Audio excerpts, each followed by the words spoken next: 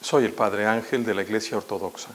Continuamos con este tercer capítulo de los resultados, las consecuencias del cisma de Roma, la separación de Roma de la Santa Iglesia Ortodoxa que es original. Estamos en este contraste, como les decía, hecho por el Padre. No es mi análisis, yo simplemente le estoy dando lectura y traducción. Es una muy buena comparación porque él es experto en la teología ortodoxa y conoce la teología romana. Yo podría quizá aventurarme a decir que conozco un poco más la teología romana. ¿Cómo es Dios conocido primariamente? Es un punto muy importante. ¿Cómo lo podemos conocer? Los católicos romanos, y no hablo de la generalidad de los católicos, porque la generalidad de los católicos pues no conoce la teología, no tiene oportunidad, conoce algunas cosas y los van llevando como corderitos. Me refiero a los teólogos romanos, qué es lo que dicen y qué es lo que ellos van a enseñar. Dicen ellos que a Dios se le conoce por la razón, por los medios de la creación y de la gracia creada. También por especulación filosófica. Vemos al campeón que ellos tienen en especulación filosófica, que para nosotros es un hereje en muchas cosas, Tomás de Aquino. Él pretende explicar los misterios de Dios e incluso escribió ahí una prueba de la existencia de Dios, de las vías, que ciertamente no soporta un análisis científico. También no lo puede hacer porque tiene problemas graves. ¿Qué es lo que dice la Santa Iglesia Ortodoxa al respecto? Nosotros decimos que podemos conocer principalmente a Dios directamente, de manera mística. Por experiencia, experimentamos a Dios cuando participamos de la naturaleza de Dios a través de las energías increadas divinas. Nos dice precisamente la segunda carta de Pedro del 1 al 4. También lo va a decir San Juan de Damasco y San Gregorio de Palamas. Hay una diferencia enorme, porque el propio San Juan de Damasco va a decir que la teología de la razón es la teología de los demonios. Vamos a ver cómo al pretender, y ya lo veíamos la vez pasada, esta parte apofática y catafática, ¿va? Al pretender entrar a los misterios de Dios sin haber sido revelados para nosotros, comenzamos a decir muchas mentiras que eventualmente se vuelven herejías. El noveno concilio ecuménico del año 1341 a 1351 dice: los padres aplicaron el nombre de energías a los rayos de la divinidad, penetrando el universo creado. Las energías no son efectos de la causa divina, como si fueran criaturas. Ellas no son creadas, formadas de la nada, sino que salen eternamente de la única esencia de la Trinidad. Ellas son la salida o la lluvia de la naturaleza divina, porque Dios es más que esencia. Las energías es un modo de existencia de la Trinidad que está fuera de su inaccesible esencia. De tal modo que Dios existe tanto en su esencia como fuera de su esencia. Esta es la teología mística de la Iglesia del Este por Vladimir Lossky. Dios existe en su esencia y fuera de su esencia. Eso nos permite entender cómo la Trinidad puede permanecer incomunicable en esencia y al mismo tiempo venir y habitar en nosotros. Ni siquiera los romanos dudan de que Dios es incognoscible, y sin embargo ellos dicen que no se les puede experimentar. Y entonces, como no aceptan porque dejaron el estudio del Espíritu Santo hace mucho, desafortunadamente se queda en ellos solamente con San Agustín, en una teología trinitaria muy, muy limitada, una teología precisamente lógica, en un racionalismo binario. El Padre no es el Hijo, entonces el Hijo no es el Padre no es el Espíritu, entonces el Hijo no es el Espíritu no es el Padre, y así es como lo sacó. Ahí crea precisamente el problema de la herejía del famoso filioque. Pasemos a algo más. ¿Cuál es la meta primaria, presente, espiritual? ¿A qué queremos llegar? ¿Cuál es nuestra meta? Dicen los romanos, históricamente, para satisfacer y calmar a Dios. Fíjense nada más, ya en sí las palabras no suenan muy bien. Satisfacer y tranquilizar a Dios, porque está molesto, ¿va? Recuerdo que había un amigo de los carismáticos, cuando todavía yo estaba con los romanos, que decía, es que Dios Padre está con la mano para tumbar el mundo y la Virgen lo está deteniendo.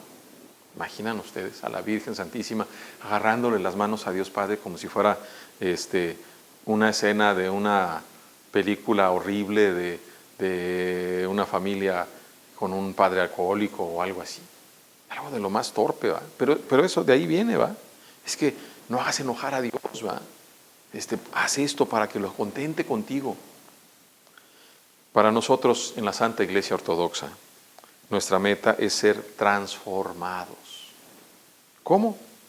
Por oración constante. Por eso a mí me da risa y tristeza, sinceramente, ver inclusive a mis hermanos que son presbíteros todavía en Roma, que agarran su librito del breviario, así le llaman, ¿va? Y 10 minutitos para hacer sus maitines, las oraciones de la mañana, y 10 minutitos para hacer las oraciones de la tarde, ¿no? Y rápido, ya terminé, ya cumplí. Los poquitos que lo hacen. Nosotros hacemos oración constante. Nuestros maitines, efectivamente, yo que los hago rápido me tardo unos 45 minutos, mínimo, yo solito, porque si los hacemos aquí en la capilla nos tardamos una hora y media, en los maitines, nada más en los maitines. Las vísperas, si son capilla, son 40 minutos también. Sí, y eso que no los cantamos, si los cantáramos fuera más. Oración constante. Y no un rosario que repite lo mismo. No, es una oración que va cambiando. Nosotros durante la semana cantamos todo el salmo, todos los salmos, ¿va? Los 150 los vemos durante una semana, pero no es lo único. Vamos también adelantando en muchas otras cosas más. Por purificación, en griego catarsis, limpieza, ¿va? Vas a quedar limpio. ¿Cómo es que quedas limpio? ¿Te bañaste? No, te está lavando Dios. Por iluminación, fótisis, ¿va? La iluminación, ¿va? Te ilumina. Y eso habla precisamente del ojo del alma. Y finalmente, por deificación, theosis en griego otra vez. Es un proceso hermosísimo de 4 pasos. Oración constante que nos lleva a la purificación, a la iluminación y a la deificación. ¿Cuál es la meta última de la salvación? Volvamos a poner el contraste. Nuestros hermanos romanos dicen que es el perdón y el cielo, una visión beatífica de la esencia de Dios y la felicidad. O sea, lo vamos a ver nada más, lo vamos a ver de distancia, según ellos, ¿no? Ellos dicen, es que nosotros lo vamos a ver, ya con eso vamos a estar muy felices. Los padres de la iglesia, los apóstoles dijeron, los padres apostólicos dijeron que la teosis es una deificación, es una transformación. ¿Qué va pasando? Permítanme regresar a este punto. cuando nos purifica. ¿Cuál es el proceso de la purificación? Generalmente, diría San Juan de la Escalera y muchos otros, hay una cantidad de lágrimas abundante, lágrimas amargas. Recordemos esa parte del Evangelio de San Juan con San Pedro llorando amargamente porque había negado a Cristo. Llorando amargamente. Se le presentó claramente lo pecador y mentiroso que era el pobrecito de San Pedro. Perdóname, Señor. Una iluminación para comenzar, y dice el Señor, y les abrió la mente para que entendieran las Escrituras. Eso es lo que hace Dios con nosotros presbíteros. Obviamente que si nosotros pasamos por la purificación, vamos a aborrecer el pecado, ya no vamos a querer pecar. Eso es obvio, ya no vamos a querer hacerlo. Finalmente la deificación. La deificación es una transformación completa que nos hace parecer a Dios. Ahí recuperamos verdaderamente la semejanza. No solo el ícono, ¿verdad? No solo la imagen, no, la semejanza en la acción. ¿Y eso a dónde nos va a llevar? A una unión con Dios, que como lo he explicado varias veces con las palabras de San Juan Crisóstomo, cuando nosotros recibimos el cuerpo y la sangre de Dios, de Cristo, las dos cosas, el cuerpo y la sangre, estamos recibiendo a Cristo completo dentro de nosotros y Él se está uniendo con nosotros. Dice, para siempre llegar a venir por gracia, lo que Dios es por naturaleza, sin nunca llegar a ser Dios. ¿Y eso qué significa? La resurrección y el cielo. Fíjense que la meta son muy diferentes. Y no es lo que tú pienses, lo que a ti se te ocurre, lo que tú pensaste, lo que tú soñaste. Aquí es precisamente lo que enseñan los teólogos. Si tú te gusta esta parte ortodoxa, quizás seas más ortodoxo en tu corazón. Está considerado blasfemia decir que el hombre participa de la esencia de Dios. El hombre es completamente incapaz de participar de la esencia de Dios. Cuando una persona participa de la gloria o de la energía de Dios, él sabe solo lo que Dios le revela a él, y tanto como se lo revela, dice el padre John Romanides en su teología patrística. Lo que nosotros somos capaces de participar de Dios en sus divinas energías, nunca en su esencia. Jesús le respondió, ¿no está escrito en su ley, yo dije, ustedes son dioses? Juan 10:34. Y por lo cual se nos han dado a nosotros extremadamente grandes y preciosas promesas, que a través de estas ustedes puedan ser partícipes de la naturaleza divina, dice la segunda de Pedro del 1 al 4, de la naturaleza divina, mas no en su esencia, sino en sus energías increadas. Porque aquel que diga estas palabras así, la naturaleza divina, y le agregue la esencia de Dios, es un hereje. San Justino Mártir nos dice, todos los hombres han sido considerados dignos de llegar a ser dioses. Ahí está en el diálogo con Trifón. Y San Irineo de León, nosotros no hemos sido hechos dioses desde el principio, pero al principio simplemente hombres y después dioses, escribió San Irineo contra los herejes. La palabra de Dios, nuestro Señor Jesucristo, que hizo a través de su amor trascendente, que venir a ser lo que nosotros somos, para Él llevarnos aún a lo que es Él mismo. Eso escribió San Atanasio contra los herejes, en su libro quinto. Y todavía más, porque aquel que fue hecho hombre, porque Él fue hecho hombre para que nosotros llegáramos a ser Dios. En la encarnación, la sección 54, igual de San Atanasio. Y de Él mismo, el Verbo que se hizo carne para ofrecer este cuerpo por todos y para que nosotros, participando de su Espíritu, podamos ser deificados en la defensa del credo niceno, de la definición 14. Hablemos ahora, queridos hermanos, de la Inmaculada Concepción, que para los romanos es dogma y para nosotros es una herejía. La Inmaculada Concepción es un dogma católico romano que asegura que Mari, la Madre de Jesús, fue preservada por Dios de la transmisión del pecado original en el momento de su propia concepción. Esto está comúnmente confundido con la doctrina de la concepción virginal de Cristo. Los ortodoxos rechazamos el dogma de la Inmaculada Concepción como herético, porque la ortodoxia no ve el pecado ancestral como la herencia de una culpa o como una mancha de la caída, y por lo tanto no hay razón para un milagroso quitar de cualquiera de los dos. Nosotros solamente heredamos las consecuencias de la caída, es decir, la mortalidad y la disposición al pecado, que puede ser resistida. Los ortodoxos aseguramos que María,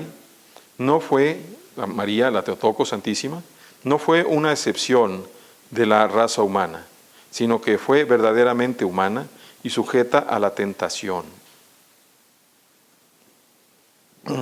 San Juan de Shanghái se acredita diciendo: es una mala solución para un problema que no existe.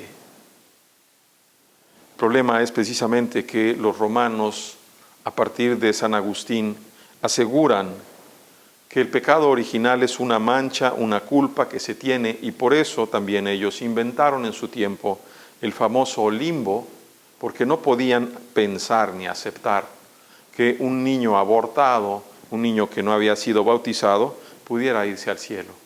Para ellos decían y siguen diciendo, es que tiene el pecado, entonces está condenado, nadie lo ha redimido. Después su propio Papa Ratzinger, el Papa Benedicto, les dijo, se abolió el limbo, ¿va? Ya no hay limbo, ya declaramos que nunca hubo limbo, ¿va? Y hace algún tiempo alguien me preguntaba, entonces esos niños ¿dónde están? Pues están con Dios, porque en tanto no podamos nosotros tener conciencia y libertad para poder pecar, nosotros no podemos pecar. Si a un niño de 4 años alguien va y lo abusa sexualmente, ese niño no tiene pecado, porque ha sido abusado, no quería. Aún si con engaños lo hubieran convencido de aceptar, no tiene capacidad para juzgar lo bueno y lo malo. En cambio, aquel que lo hizo tiene una condenación doble y triple. Veamos pues todavía más. Si la Santísima Virgen María no fue completamente humana, entonces el Cristo que nació de ella tampoco fue completamente humano. Y diría uno de los padres de la Iglesia, San Cipriano, si no mal recuerdo, aquello que no es asumido, no es redimido. Por eso San Pablo dice que el Hijo de Dios, el Verbo eterno, se abajó a sí mismo y tomó la carne para hacerse uno como nosotros, igual en todo menos en el pecado. Igual en todo menos en el pecado, pero, dice, aquel que no tenía pecado se hizo pecado por nosotros, porque está escrito, maldito el que cuelgue del madero. Entendamos pues esta cuestión tan preciosa y tan profunda que tiene que ver con la herejía de este dogma que le llaman de la Inmaculada Concepción y que obligan a ustedes, queridos hermanos, a repetir constantemente si quieren llegar a confesarse con su sacerdote. Y lo primero que les pregunta es el dogma y ustedes tienen que responder diciendo eso. En cuanto a la Santísima María, nosotros diríamos, bueno, aquí está otra vez otra cuestión. Dice, los romanos dicen que fue asunta porque su muerte no era necesaria. ¿Ah? Nosotros decimos que se durmió, es decir, que sí se murió. Así está la tradición. Antes de la Edad Media, la Iglesia occidental tenía una doctrina idéntica a la Iglesia oriental. Eso lo comenzaron a inventar después, cuando se comenzaban a meter en todos estos dilemas filosóficos. Pero en esto tendría yo que recordarles unas palabras de la propia Virgen María en San Lucas, en el preciosísimo Magnificat. Megalin psigemuton Kyrion. Engrandece mi alma al Señor, y se goza mi espíritu en Dios mi Salvador. ¿Mi qué? Mi Salvador. ¿De qué la tenía que salvar ya? Ya estaba salvada, según los romanos. No estaba salvada. No estaba salvada. Cristo también la salva a ella. Así que no es cierta esta cuestión. Bueno, veamos. En cuanto al pecado venial, inmortal, sin distinción, para los romanos dicen que sí, no tiene distinción. Para nosotros decimos que claro que hay distinción. La Iglesia romana clarifica muy bien la distinción entre los pecados cometidos que van a mandar a una persona al infierno, si no se arrepiente antes de su muerte, los pecados mortales, y los que no van a mandar a esa persona al infierno, los pecados veniales.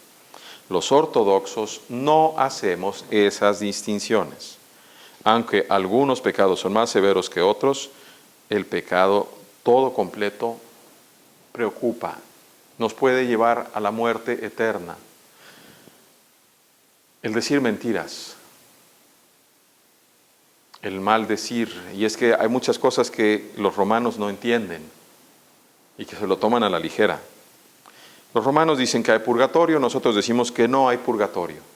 Hay muchas razones por las que nos podemos meter, no me voy a meter a explicar todo, simplemente voy a ir haciendo esta comparación, después hablaré en lo personal un poco más. Los romanos dicen que hay indulgencias, nosotros no aceptamos ninguna indulgencia. Aquí tendríamos que recuperar un poquito de la historia. ¿Cuándo aparecen las indulgencias? Las indulgencias aparecen en 1500, más o menos en 1500. ¿Cuándo? Cuando recién se estrenaba, hacía poco se había estrenado Santa Sofía y la catedral en Constantinopla, y los romanos, el Papa, parece que no le gustó el tamaño y quería hacer que San Pedro fuera todavía más grande, pero no tenía dinero. Entonces se puso a inventar esta idea de la venta de indulgencias, y a raíz de eso lo que provocó fue una tremenda escisión, un cisma dentro de su propia iglesia con el padre Agustino Martín Lutero. Nosotros no aceptamos ni las indulgencias ni el purgatorio. Para los romanos dice que hay un tesoro de méritos. Nosotros decimos que no hay tesoro de méritos, ¿va? Por eso ellos van como acumulando sus méritos, ¿va? Pero Cristo nunca dice eso, ¿va? Sí, tienes muchas cosas, ¿no? Simplemente cómo has vivido. Aquí hay otro punto muy interesante. El infierno es fuego. Para los romanos dicen que sí es un lugar físico con ausencia de Dios. Ahí no está Dios, cosa que es una herejía también, que no hay lugar posible en el universo donde no esté Dios. Pero para nosotros ortodoxos, la Santa Iglesia Ortodoxa dice que es la presencia de Dios y es la energía divina espiritual del amor de Dios. ¿Y qué dice eso? ¿Y en qué nos basamos? Lo dice el Salmo, ¿va? Dice, para el rebelde tu amor es fuego. Para el rebelde, ¿va? Y lo podemos ver de una manera muy sencilla cuando vemos uno de nuestros hijos o hijas que comienza a tener resentimiento con nosotros. Llegamos y le damos un beso y le da mucho coraje, ¿va? Lo queremos abrazar y no, vete por allá, no quiero. Le molesta mucho, ¿por qué? Son actos de amor, le molestan. De la misma manera, al que es rebelde, le va a quemar el amor de Dios. y se va a quedar así para siempre. Ese es el infierno, pero va a ser un dolor real, un verdadero dolor horrible para aquellos que son rebeldes, porque ya no van a poder arrepentirse. Eso es lo que hay que entender. El monasticismo para Roma es periférico. Existen miles de órdenes religiosas, están enfocados en el servicio y tienen poca interacción con las parroquias. Para la ortodoxia desde siempre es central, es vital históricamente, con un contacto cercano y orgánico con los laicos y las parroquias. Para nosotros es el nacimiento de la ortodoxia en el mundo. Una palabra grosera para todos los de acá, el ayuno. Después del Vaticano II, el ayuno prácticamente es nulo en Roma. Para nosotros en la Santa Iglesia Ortodoxa es vital y continuo, manteniendo la misma tradición desde el principio de los apóstoles. Nosotros venimos ayunando casi un día sí y un día no, sumados todos los días del año. Pero particularmente tenemos 2 periodos largos de 40 días, de más de 40 días, es variable, en el tiempo de la Gran Cuaresma y en el tiempo del Adviento, que al menos deben de ser 40 días, no 3 días, no 2 días, 40 realmente. Por otro lado, también tenemos 2 ayunos largos, que es el de los apóstoles y el de la dormición de la Santísima Virgen María. Y a eso le aumentamos que casi todos los miércoles y los viernes seguimos ayunando. Y esto es vital, porque el ayuno es precisamente no solo una costumbre magnífica desde el punto de vista fisiológico, médico, comprobado, sino que nos ayuda a mantenernos bien espiritualmente. Si tú tienes problemas graves de pecados, comienza a ayunar, no cualquier día. Los miércoles se recuerda la traición de Judas. Los viernes, la pasión del Señor y su cruz. Son los únicos días, en días normales, que debemos de ayunar. Hagámoslo esos días. Hagamos oración. Vamos a continuar todavía. Tenemos mucho más que tenemos que explicar de estos contrastes y muchas más cosas. Si les ha gustado, coméntenme. Si no están de acuerdo, pues no hay problema. Pueden comentar mientras sean ustedes respetuosos. Voy tratando de mantener el respeto con los hermanos precisamente por el amor que me merecen la inmensa mayoría que es ignorante y que están siendo llevados a otro lugar que no es Dios. Que Dios les bendiga a todos, porque bendito nuestro Dios eternamente, ahora y siempre, y por los siglos de los siglos. Amén.